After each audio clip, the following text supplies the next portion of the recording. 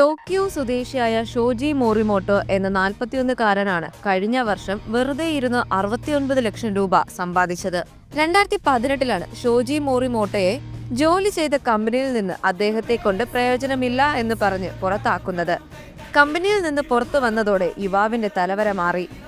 നിങ്ങൾക്ക് ഒരു കൂട്ടില്ല എങ്കിൽ അല്ലെങ്കിൽ വിഷമങ്ങൾ പങ്കുവയ്ക്കാൻ ഒരാളെ തേടുവാണെങ്കിൽ ഷോജിയുടെ സേവനം ലഭിക്കും.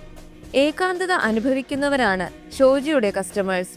ഒന്നും ചെയ്യാതെ ആളുകൾക്കൊപ്പം നടക്കാനും കാപ്പി കുടിക്കാനും ഒക്കെ പോകുകയും അതിന് പണം ഈടാക്കുകയും ചെയ്യും.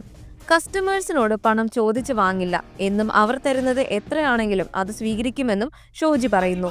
ചിലർ തങ്ങളുടെ സങ്കടങ്ങൾ കേട്ടിരിക്കാനും മോറിമോട്ടോയെ സമീപിക്കാറുണ്ട്. ഒറ്റയ്ക്ക് സിനിമയ്ക്ക് പോകുന്നവർക്ക് ഫീസ് വാങ്ങി കൂടെ പോകും. ഇങ്ങനെ പോകുമ്പോൾ ഉപഭോക്താവ് ചെയ്യേണ്ട കാര്യങ്ങൾ മോറിമോട്ടോ ചെയ്യും. ക്യൂ നിൽക്കുക, അപരിചിതരോടൊപ്പം നിൽക്കുക, ടിക്കറ്റ് എടുക്കുക തുടങ്ങിയ കാര്യങ്ങൾ ഇയാൾ ഏറ്റെടുക്കും.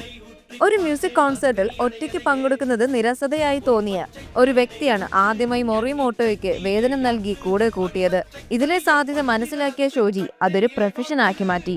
ഇങ്ങനെയുള്ള വ്യത്യസ്തമായ ഇൻഫോർമേറ്റീവ് കണ്ടന്റായി ഈ അക്കൗണ്ട് ഫോളോ ചെയ്യൂ.